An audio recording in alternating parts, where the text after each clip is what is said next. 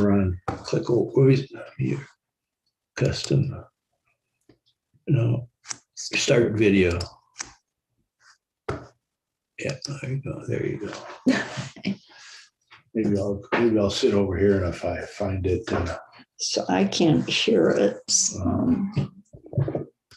Hello. Oops. say hello. Hi. Ask him if he can hear you.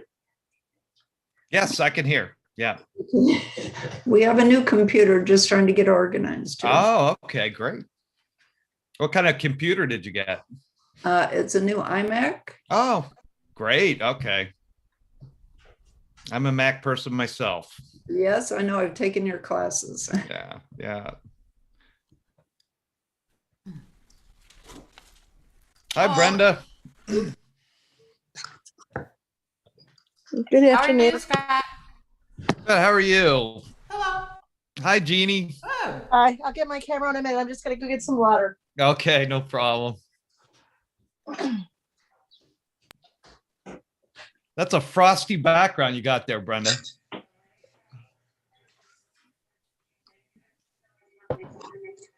Brenda, do. Trying to find this. Okay, I'll give it a sec for Jeannie to get back. If you want to make it bigger, but Okay. I'll sit here. Maybe I'll participate. Okay. I will go ahead and get us started. All right. So welcome. This is a new class. You are here for the world premiere. So happy to have you here. I think I know most of you from previous classes, but my name's Scott, and I am going to give you a presentation today. I'm hoping we can have a little discussion on what interests you in photography and what you'd like to improve about any photography you're doing and things like that. So I'll probably take breaks periodically throughout here to answer questions and hear from you a little bit. This is going to be very visual. I'm experimenting a little bit with this, so bear with me, but I hope we can have some fun in this next hour. Okay, hopefully everybody can see my screen. Just a quick. Yeah, sure. Question? I'm not, Scott, I'm not seeing. Who was that that asked that? She got her mic on. Okay. Sounded like it, but Well. Oh, I wonder if that must have been Brenda. Maybe she's gonna pop back in. I know she looked like she was having some connectivity issues, but okay, well, I'll go ahead and get a few housekeeping items out of the way. Okay, so welcome to this world premiere.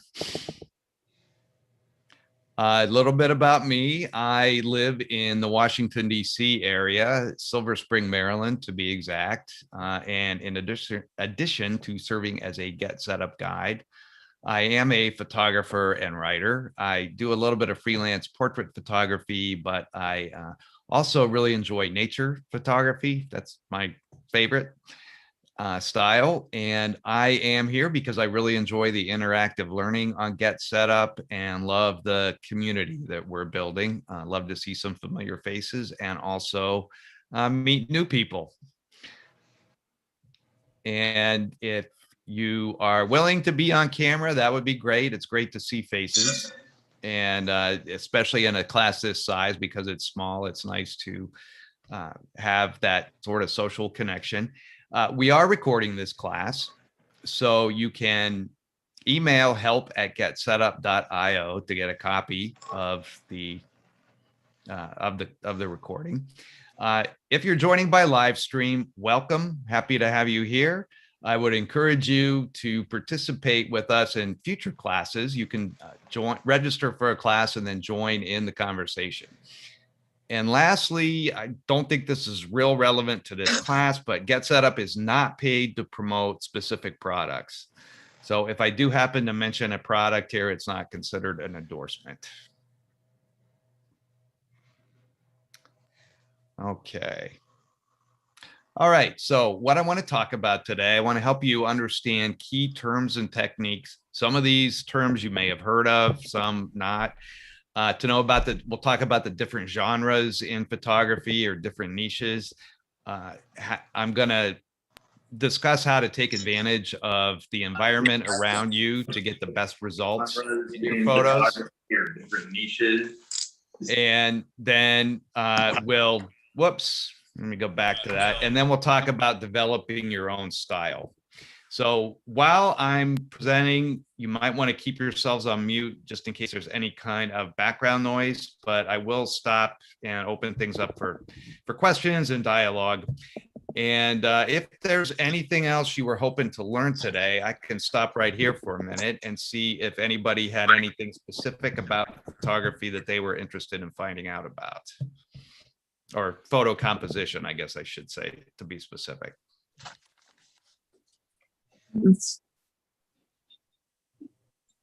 I'm just always looking for hints and techniques. I used to be really into photography back with film cameras, and I sort of got out of that. But a digital camera, the digital Rebel, when they first came out, was into that for a little bit, and then sort of faded away when it started to be harder to take cameras and lenses and everything on trips because of luggage requirements. Yeah, I know what you mean. But I want to get back into it again. Okay, great. Brenda, how about you? I had to come in on my phone because my internet is unstable. Oh, okay. On my Mac. But anyway, I can't think of anything in particular. Okay. I do know about the rule of thirds, and I know you'll probably talk about that, but talk about the rule of thirds. Yeah. Yeah. Nothing is coming to mind, but thank you for asking. Yeah, sure. Anybody else?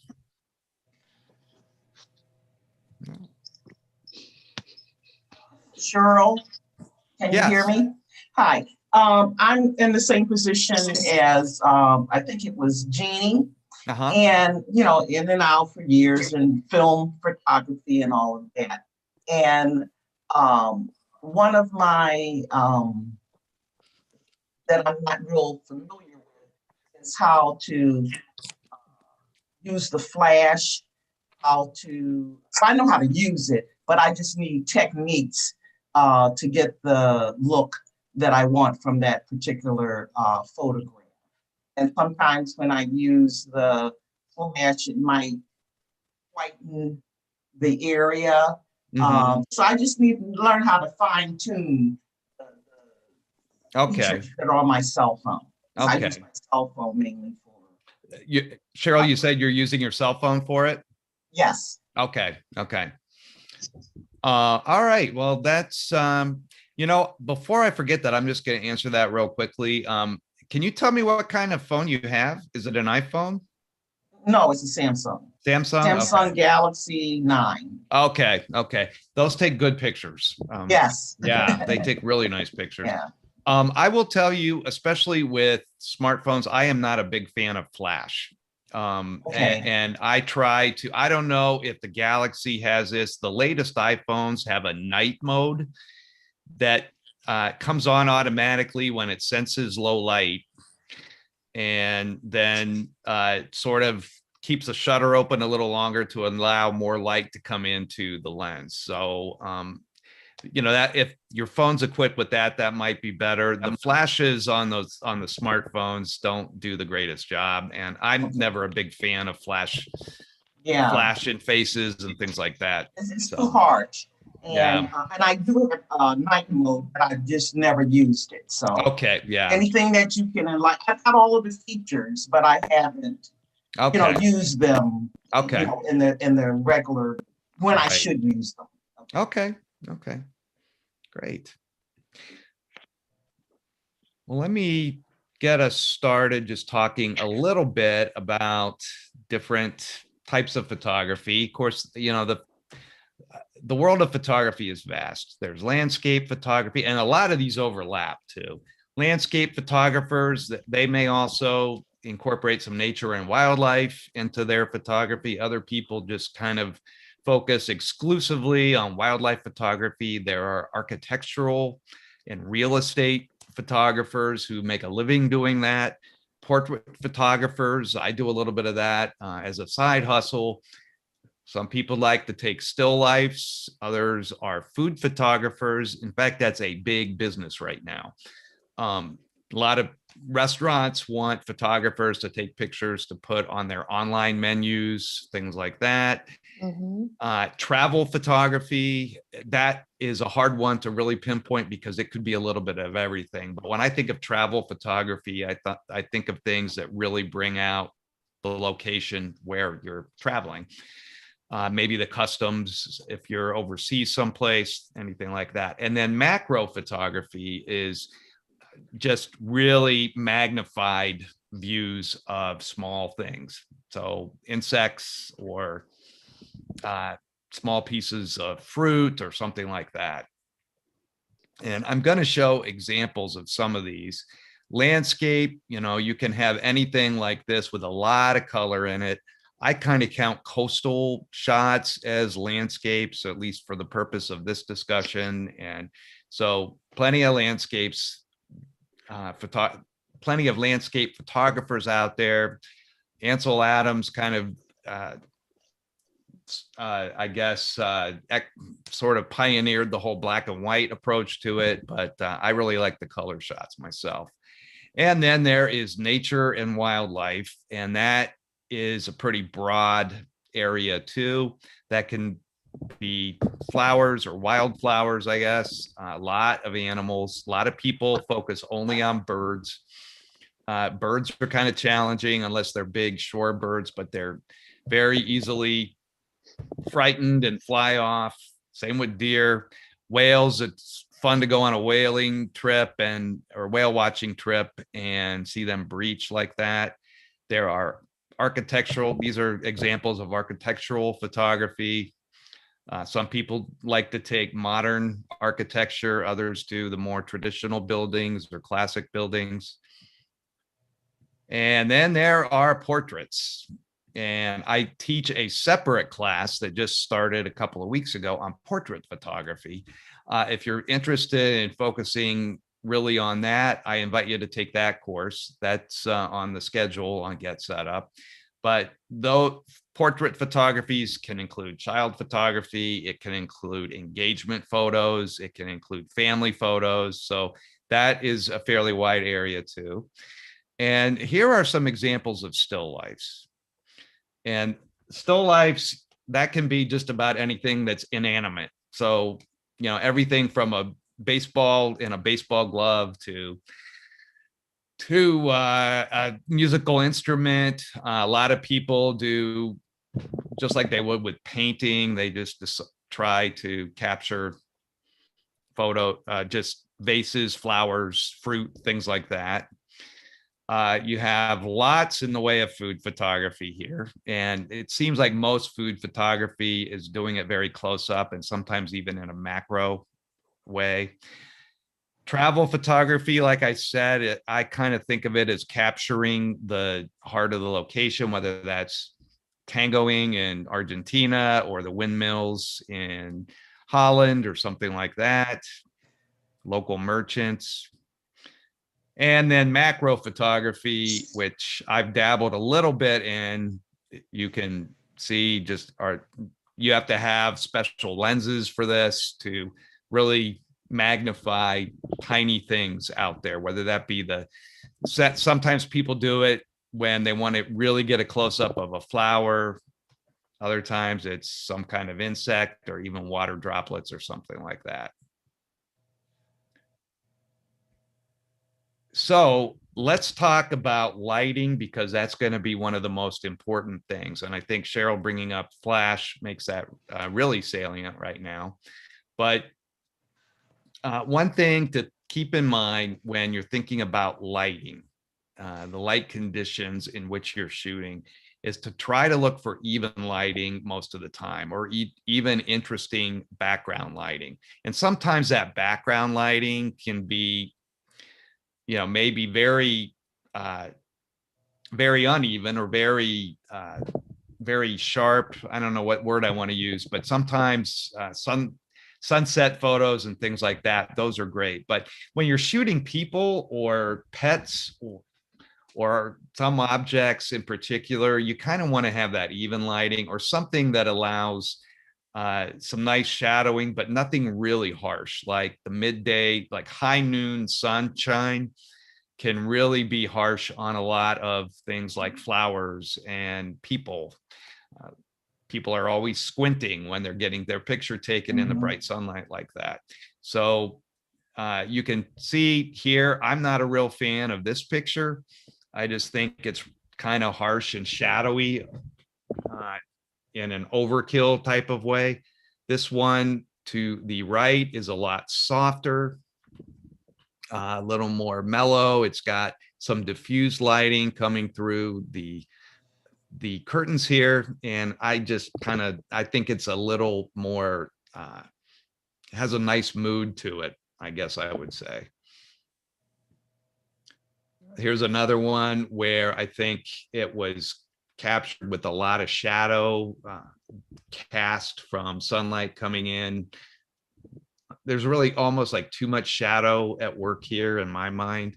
Whereas this is a little, I would have picked curtains rather than blind. Well, maybe these are curtains, I don't know, but they almost look like blinds.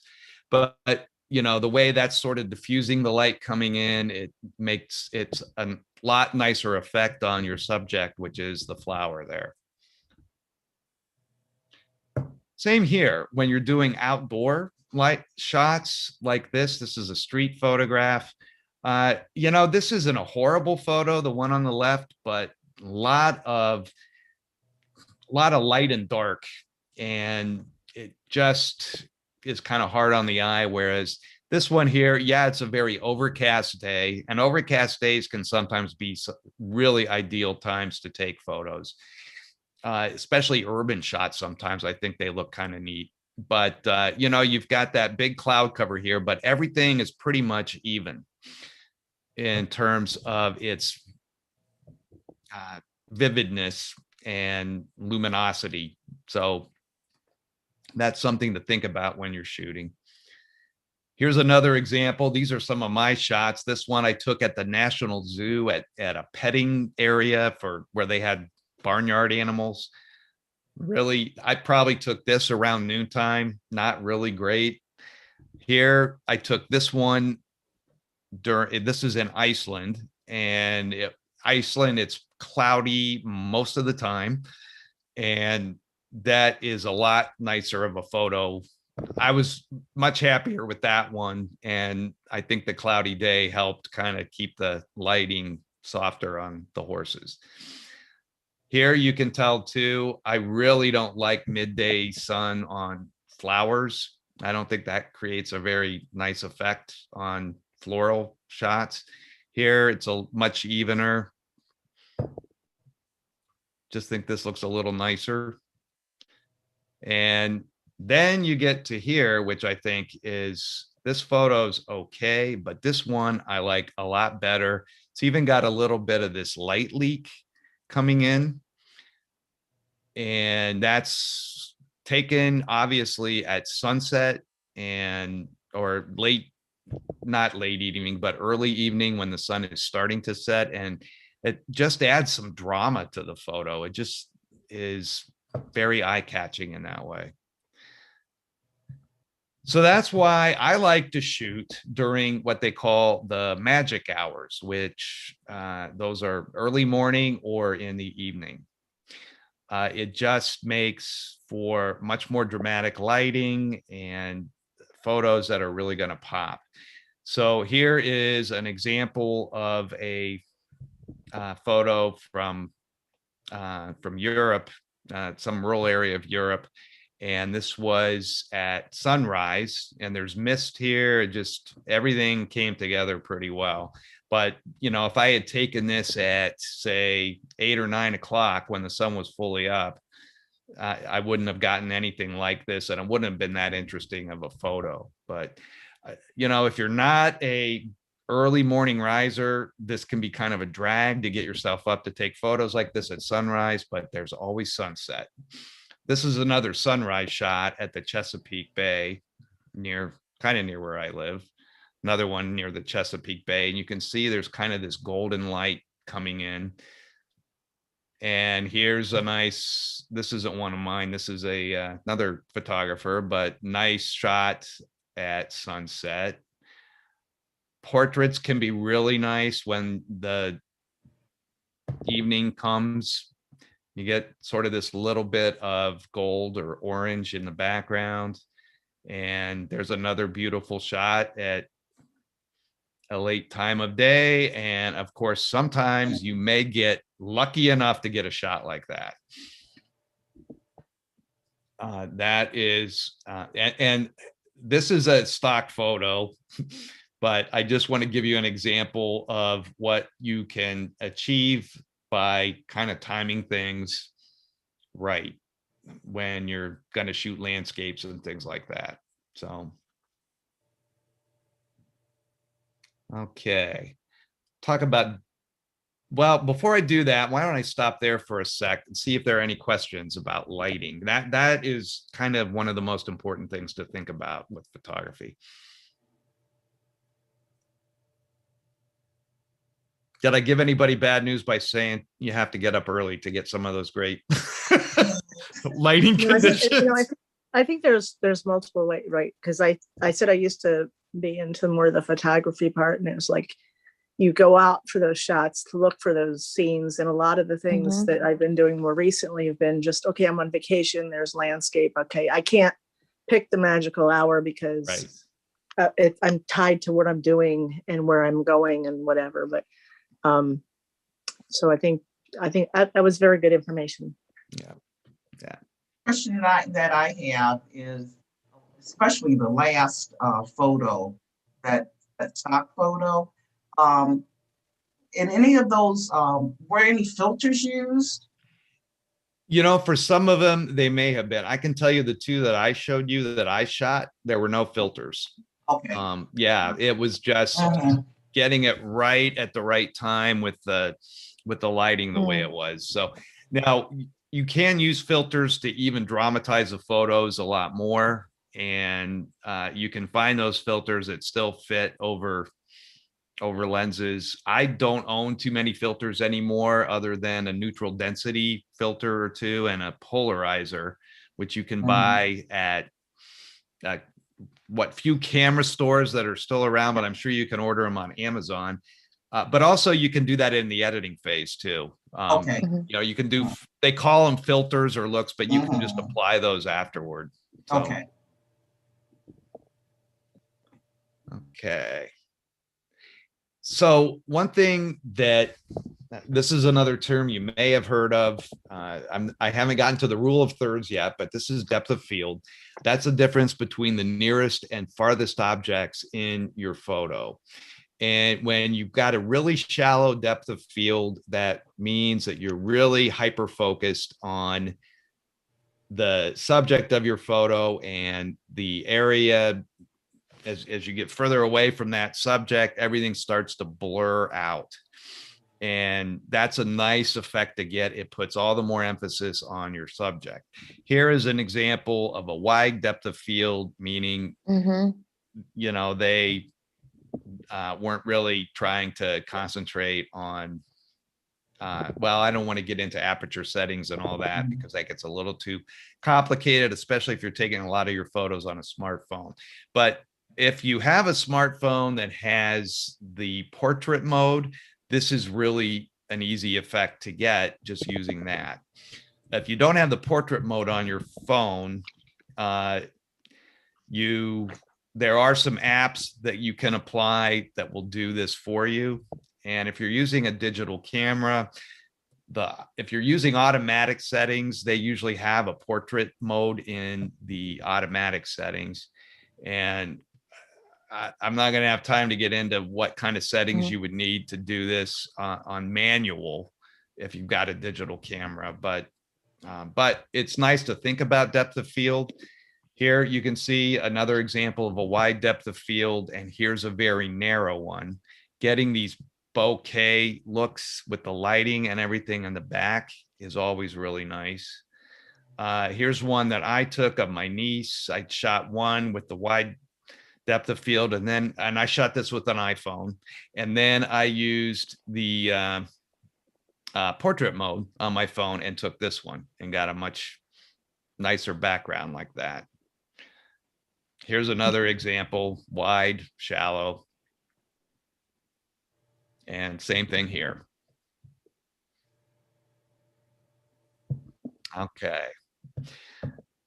Okay, so Brenda, now we get to the rule of thirds. And when I'm talking about the rule of thirds, that is one of the first things you learn in a photography course. And I had a little bit of a hard time getting my head around it when I took a photography course for the first time about 20 years ago. But what you're really talking about is breaking your image into thirds, both horizontally and vertically, and you're creating kind of a 9-part grid like that. And on a lot of phones, you can set that. There is a setting on in your camera settings for your phone that will actually set up a grid for you. This is really good for doing things like lining up the horizon in a landscape to make sure it's straight.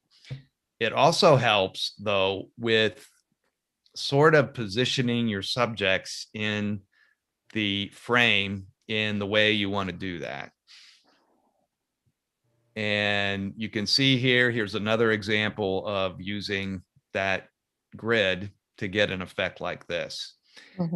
So one thing that this helps with is to keep yourself, to some extent, from putting your subject right smack dab in the middle of the frame, which we all kind of intuitively want to do.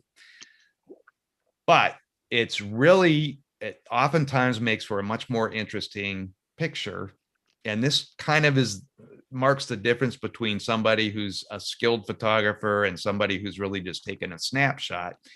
When you have your subject off center a little bit, you don't have to do this every time, but a lot of I do it more than not myself. That's part of my style, I guess. But here you've got this lighthouse and you've got all this negative space. Now, I really like this photo. I just think it's really simple, but really pretty. And, there's sort of a gradient in the sky there, but, that's all there is to it. And the lighthouse and then the ice. And don't be afraid of having a lot of negative space in a photo. Here's another example of applying the rule of thirds, and there's another one. I mean, look at all this there, but your eye is drawn immediately to the dog anyway. So,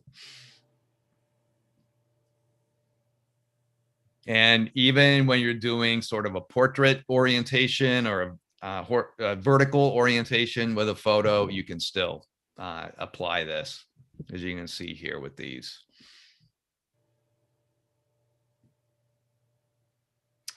But you can always center it too. There are plenty of times where that is perfectly fine. It's really nice for nature and close-up shots, really real close-ups of florals, flowers, lilies, things like that. Wildlife, a lot of times, especially with wildlife, a lot of times an animal is not sitting still waiting for you to take the shot, right? You've got to sort of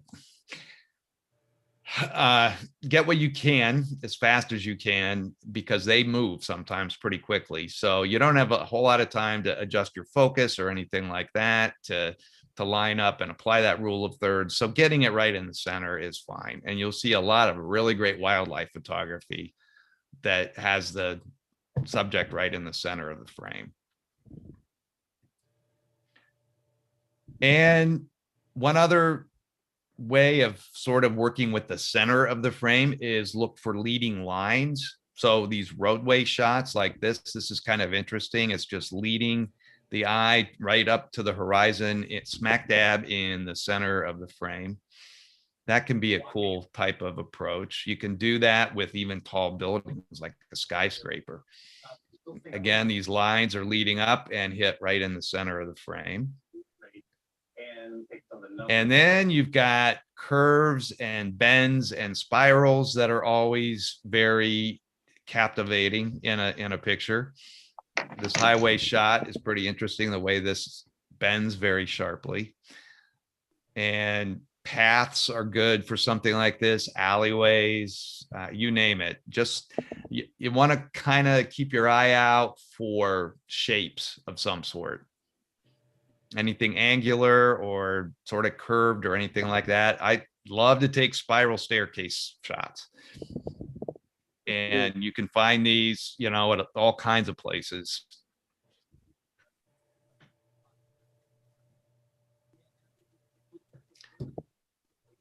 And the other thing that you want to think about sometimes when you're taking shots, especially landscapes, to look for really interesting objects in the foreground to include in the composition. Take this shot, for example, these rocks up here, they're very shadowy, kind of have a somewhat smooth texture to them. So you're getting a little bit of a texture feel in the foreground, and you're still getting the sunset in the background and the crashing waves. Just much more interesting than just standing right at the edge of the beach and just shooting out into the ocean. Yeah, you might get that sunset, but this is a lot more interesting. Same here, a lot of wildflowers. Somebody could have just focused in and just gotten maybe just a little bit of this in the mountain range, but doing something like this, could be that the person even crouched down a little when they took the shot, but that is much richer of a photo. And sometimes you can even do this with you don't even have to have the objects in the foreground in focus. This one's interesting. It's people sort of on a ferry, I would imagine, maybe as they're seeing the Statue of Liberty. And they're all out of focus. The focus is right on the object of their interest, which is the statue itself. But this is kind of an interesting approach.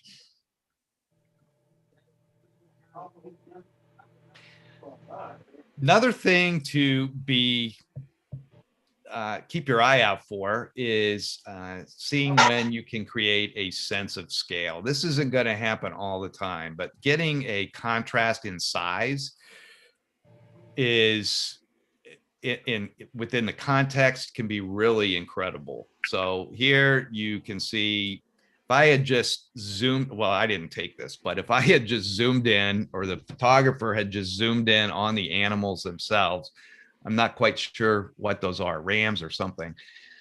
But if they had just zoomed in on the animals, that would have been okay. But chances are there wouldn't be much background to see.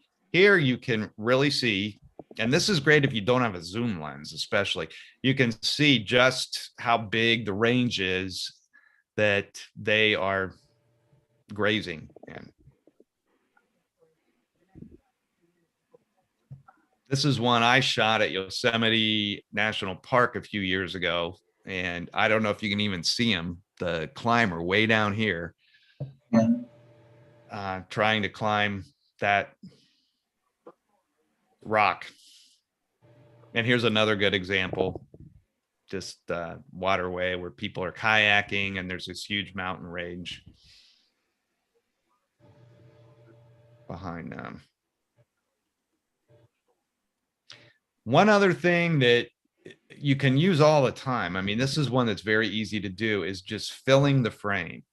And that means the entire frame is just filled up with your subject. You don't have to have any background or anything like that. This works well in a lot of the easiest examples for when this really works well is when you've got just a pile of something, say flowers, or you've got stones like this.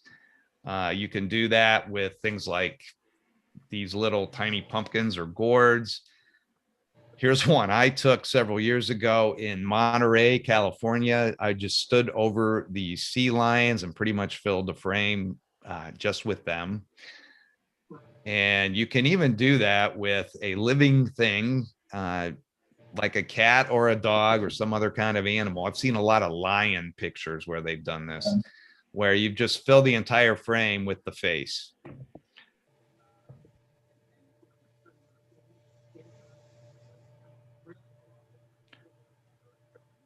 And another approach is to think about getting a frame within a frame like that. In this case, here on the left, you've got more of a circular type of frame around this scene.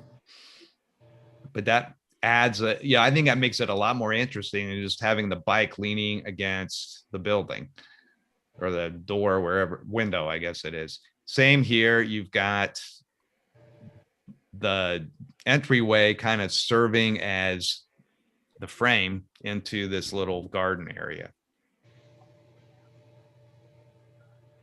Sometimes that frame can be circular, so you can be shooting through a pipe or something like that to get an interesting landscape shot. You can do it with portraits like this. And you can even do it with things like plants, have them frame somebody's face, or blankets, all kinds of, it's just a matter of getting creative with how you want to work that. Okay, I'm going to stop there for a second and open it up for questions and also thoughts about anything I went over. Hi, Scott. This is Brenda. Yeah. Hi, Brenda. Hi. I can't figure out how to put my hand up on the phone thing. But anyway, I do have a question. When you were talking about sense of scale, I've been trying, we are right on Lake Michigan and the town is. I cannot create a sense of scale or how high I am or how high the bluffs are.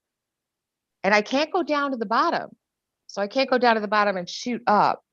How is there a trick when you're standing at the highest point to try to, because right below is the lake and hopefully the beach, but a lot of that's gone. How do you do that? Some of that is opportunity. You just have to be in the right position to do it. Other times you just have to keep your eye out for some kind of object or person or animal or something like that that can really show that difference in scale or size. So that may be the way to do it, even if you're shooting from above. Maybe if you're seeing something down there like a wading bird or something like that. It's hard for me to really say, not being able to quite picture your location, but sometimes it's just looking for an object or a moving living being that looks very tiny in the larger scale of what you're seeing through the viewfinder. So I would look at a lot of pictures like that. I think if you go to like travel magazines or things like that, or just go and do a search on Google Images or Pixabay, which is a free stock art, or even Getty for that matter. Just kind of stroll through those, and it might give you and do search terms that might apply, like mountain ranges or kayaking. I found that one shot just by doing a search for kayaking and found a shot like that. So if you look around there, you'll probably see some really good, it'll probably spark some ideas for you. Right. on how you can Okay, apply thanks. that. Yeah. And yes, I Scott, saw Pat had her hand up. Yeah. do you think it has a lot to do with your own personal artistic eye Yeah. and seeing that? Mhm. And is that something you can train yourself to do just by the lighting and the spacing? And Well, there are certain techniques that you can train yourself to do, but I think you raise a good point, and that is you are the artist here. So, I even don't like to say the rule of thirds because it makes it sound like you have to do that every time, and you don't. There are plenty of people who take beautiful photos that are very symmetrical or very centered, things like that. So all of these things are nice techniques to apply, but as you develop your own personal style, if you're really going to get into photography, you can kind of decide how you want to approach that. And whether you want to do more central type photos, or maybe if you're doing food photography or something like that, you want to try macro to take those photos, which means you got to invest in a macro lens. But you could also maybe try the rule of thirds and put, say, like I showed you, a cup of cappuccino on a table and have the cappuccino sort of sitting on the far right or far left. do you recommend practicing, each, like, let's say the rule, quote unquote, of thirds, or the scale or the viewpoint? Do you recommend practicing that till you get it perfected? Yeah. Rather than jumping around? Well, I think it's a happy medium. You have to capture the moment, I If imagine. that makes sense. I think you can, and I will go through phases. One of my problems, I will admit, is that I've never been able to really force myself to specialize in anything. I just kind of play around with something and then move on to something else. I've never been a strict portrait photographer, never a strict landscape photographer, which is why I'm probably still, for the most part, just an amateur. But I think you can for starters, you can experiment around with a bunch of different approaches and see what kind of results you get and see what you like, and then start making some decisions from there on what you want to really practice and hone as a talent. I imagine it's when the opportunity arises. If you see something that's a line or in thirds, is good for thirds. Right. What I found good too is with when I started with the digital camera, I got the Reb, which was comparable to a 35 millimeter film camera. But the fact that you don't have to waste film, you can sit there and shoot the same scene multiple times in multiple different ways and see what you like. I've tried that, yeah. but you never know when you look at the pictures. Now, what setting was that? Or Oh, you can. You know what? There's and I'm sure this is out of scope of this class, but if you bring it into when I would bring the photos onto the computer, you could see this. There's a way to see what the settings are, and what you did. Yeah, that's the metadata in the photo, and depending on where you save it, there are different ways to access that, but that metadata will contain like the date that the photo is taken and the settings on the camera that you used when you shot it, things like that. So, because I went straight from a completely manual 35 millimeter camera to something that had settings and programs and stuff like that. And I had no idea what it was going to do. So when I got the camera, I would go out and I do a lot more landscape. I would go out and do landscape, flowers, whatever. And I would just, so they're okay. Twist the dial, try this one, try this one, try this one, see what it was doing. Yeah. One thing that when in the days of film photography, and I did this, is they would talk about bracketing. And bracketing would be you try taking a shot at sort of 3 different exposures, hoping that one of those would turn out right. And you don't really have to do that anymore. Number one, especially with smartphones, they kind of compensate for lighting problems a little bit more and things like that. I mean, they're called smartphones for a reason, I guess. And you can even use the HDR settings to get really sharp pictures that you take with your phone. Yeah, I still have not completely gotten out of that mode. So I'm still taking a shot, looking, and then taking a shot again, and taking 10 shots of the same thing, even when it's standing still. So hard habits to get out of. Professional. Yeah. How about you, Cheryl? Is this I was just any laughing ideas, at when you were saying you just keep taking pictures, because I'm old school. I used to do the film developing and all of that. Yeah. But for some reason I just can't trust the camera. So Yeah. I'll take like 10 or 15 shots of the same thing, Yeah. and then I'll go through and weed through, and they're all the same, and Yeah. then I have to, figure out which one I want to use, but I'm just not as comfortable with really believing what I'm seeing.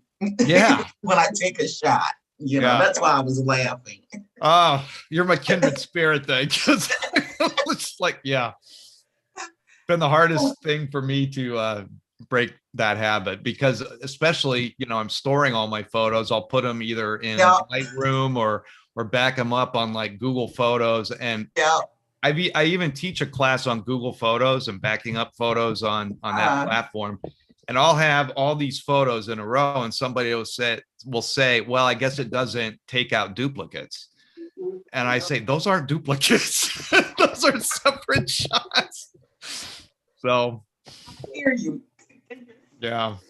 And I'm filling up my Google bank, so I have to go through and delete all of that. Yeah. Yeah. Yeah.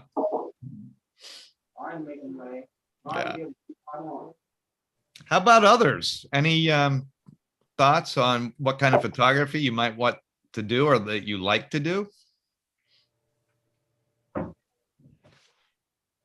One thing that I'm doing a lot more, older and all, and I'm trying to capture, family get-togethers, Yeah. and everybody's moving around, and Yeah.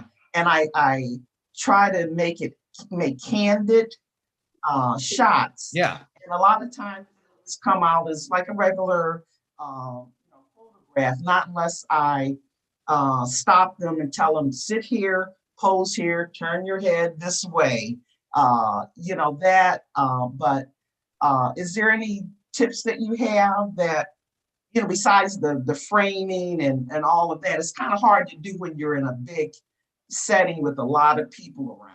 Yeah. Tips on how to get good photos. I had that same question, how to get people's attention. So when you take a group shot, somebody's not looking to the left and right and up and, on the back of somebody's head. Right. Well, yeah. So they're sort of like two different approaches. I think Pat's talking about posed photos, and Cheryl, it sounds like you're talking about the candid shots. So candid shots. That's what I like. I like candid shots. Yeah. And just how to do that. Yeah, and I love taking candid shots. I especially love taking candid shots of kids, and that can be really challenging because they really move. But a lot of photographers will confess, some of them may not want to do this, but that it's a matter of numbers and just shoot. Yeah, that's what, waiting to get that one shot that's going to turn out. Yeah. And because they're moving so fast, sometimes I even with people, and especially at an event, I will put my camera into burst mode and almost like I'm trying to shoot sports or something like that. Okay. And You know, Pat, that's something that might even work with a posed group shot. So that if somebody moves their head slightly or looks away for just a second, or there are always shots where you've got a group and somebody blinks. Yeah. And if you are using that multiple shots simultaneously in quick succession, chances are one of those is going to turn out okay. So at least one, probably more. But that's just the approach I've been taking with situations like that.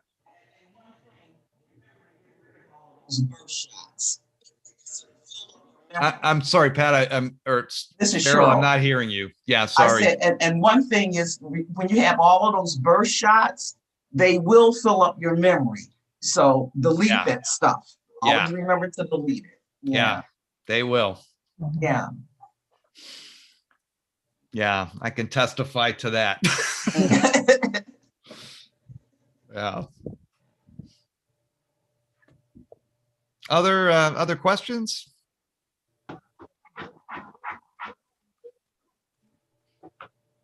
Matt, I will tell you, if you are interested in getting into exploring more specialties in photography, we are developing a lot of classes focused on specific areas of photography, like landscape photography and some techniques there, nature, wildlife photography, how to really capture animals when they aren't going to hold still for you, things like that. So those are in the works. So if you're interested in those, keep an eye out for those. And we already have that portrait photography class that goes really into a lot of techniques for capturing both candid photos that are really nice and also pose shots, things like that. Yeah. But oh, well, I appreciate everybody being here for this debut. Just a few other techniques I listed here that you might want to consider. Sometimes, and this isn't easy, I can't do this nearly the way I used to, but sometimes shooting from a lower position and shooting up, like crouching and shooting upward, even if you're taking a picture of a person, that can be an interesting angle to try to use. You could shoot, say, from if somebody's up on a balcony or at the top of a stairs, you can shoot that way. Just another approach to take. Long exposures are sometimes fun to do to create a sense of movement. Sometimes you can do that with people. You see moving water. People do that all the time. They set their camera to keep the shutter open for an extended period, and the water falling down is going to look really blurry, and it's a nice effect to get. And then lastly, just break some rules too. Everything I've told you here, these are just some techniques that are tried and true that you can try out, but artistry is should not be bound by any conventions. So if you want to try something different, just go ahead and experiment. So just as takeaways, you want to always be aware of lighting and try to make the most of shadows, light streaming into windows. That's with indoor photography. Look for even lighting outside. Shade, overcast days are good for that. And best time to take outdoor photographs is morning or evening. Remember that rule of thirds and try positioning your subjects off center. Look for those leading lines and bends and curves. You can always fill the frame with something if you want, and keep your depth of field in mind too. Okay, and I'll just tell you a little bit about some related classes, but before I do that, if you end up taking some pictures where you apply some of these techniques we talk about, or if you just really like the class, would love for you to share that with people. You can share that on social media and give us a shout out. Our hashtag is #GetSetUp, and you can visit our Facebook page too. It's @GetSetUp. And you can always share it with Liz, who's on our marketing team, and she is always looking for people in our learning community who are really learning and applying some great things from what they've picked up in our classes. So feel free to reach out to her sometime. She may want to feature you on our Facebook page or in our blog, but that's always welcome. So related classes, we have one coming up on an introduction to Instagram. If you are interested in sharing some of your photos, that one is sort of designed for people in a different time zone. It's at 11 o'clock tonight, but if you're a night owl, that might be one to check out. There is a class on looking like a superstar on Zoom. That's just adjusting the settings so you might look a little younger or something like that. And then there is one on how to have Want that one? What's that? We all want that one. Yeah. You know, I have to admit, I've tried that a couple of times and it makes me look really airbrushed. So, yeah, I don't know. But yeah, and then there's one on having fun with Snapchat, which is another photography app you may have heard of. My next classes, I do some tech classes too. So tomorrow I'm teaching one on just the basics of the iPhone, just some basic settings you might not be aware of that can really make using the phone a little easier. And then on Saturday morning, I've got a class on creating your own brochures and flyers and signs, business cards, things like that, using some online platforms that are really easy for designing things like this. So you'll be getting the class notes here and you'll be getting the takeaways I mentioned, plus some other class suggestions. You can click here to view the schedule of all upcoming classes. You can click here to give some feedback about the class. You can rate both me as the guide and rate the class. Again, this was a brand new class, so we would really love to know what you thought about it, what might improve it, what you think was really bad about it if you didn't like it. Anything that you can offer us that could help us improve this. And lastly, you can always drop in here at the end of that feedback form any suggestions for other classes that you would really be interested in having us offer. We're constantly looking for new content and we get a lot of our ideas from you in the learner community. And you can also drop those ideas off at help@getsetup.io. And I also invite you, if you're interested in hosting an interest group, maybe you want to host just a discussion group about photography or something like that, you can let us know also through that email address. And lastly, I hope you can spread the word about learning with Get Set Up to friends who you think might enjoy our classes. We are growing fast and we really like bringing more and more people into this learning community. And lastly, I faked you out with that earlier, lastly, I think, but lastly, we do have a class to help you navigate through what you may have noticed is a new look and feel to the Get Set Up website. So if you're having trouble finding your way around with some of the new rearranging in the real estate, you can take that. I think Marv on our team is offering that every day.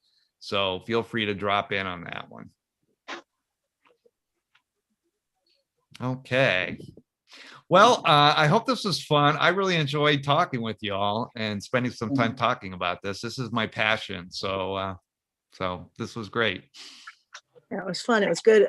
You know, because I keep hearing, everybody keeps talking about just using their phone as their camera now. Yeah. And I'm old school that, you know, like I said, I went from the digital to the film to the digital, and I have a newer DSLR than the first one. But you know, when I've gone on vacations, I've ended up going out and I've bought point and shoots for it that has the extended zoom, because you don't get that with a cell phone. Right. But I find I'm using my cell phone camera a lot more because they are a lot better than they used to be. Yeah. And it's not just, okay, let me just take just a casual picture. Let me just try to take a picture because I don't have a camera with me. So I want Yeah. to try to experiment with some of this stuff. And I think this was very helpful and Yeah. useful for what I want to get out of it. Oh, great. And I can tell you, Jeannie, I am doing the same thing. I'm more and more just whipping out my cell phone or my smartphone and taking my pictures on those Yeah. Yeah. So when I went because on a it's so cruise- easy. When I went on a cruise, I didn't want to take my cell phone out with me because I didn't want to risk turning the data on because it would be international and it Oh, cost. yeah. I Oh, didn't want to yeah. risk losing it. So, but it was hard to find a decent point and shoot camera that was small enough to fit in your pocket that, Yeah. but And I nobody knows how to use them. You hand it to somebody to take your Yeah. photos. And, Yeah. well, they That's look at true. it, especially the younger generation. Yeah. Yeah. yeah. So many people said, why are you buying another camera to take on your trip? Well, And you gotta one was I wanted a waterproof camera too, because I was going snorkeling. So that Oh, was, yeah. Okay. Yeah. Oh, Jeannie, I'm going to have to talk to you sometime about that because that's something I've always wanted to try is underwater photography. I never have. that nothing came out really that great, but yeah, no, I'd love to. It just, I've got memories from it, so I wouldn't call. They're not something I can print and hang up on the wall. That's for sure. Yeah, But- yeah. Mhm. Yeah. Well, listen, everybody, I hope you have a great evening. I really enjoyed this and I hope to see you at other classes soon. Okay. You will. Great. Thanks, Thanks. Scott. Okay. Thank you. Great All right. class. Take Bye. care, everybody. I appreciated everyone's questions too. Thank you. yeah. Yeah. Yeah, I did too. Okay.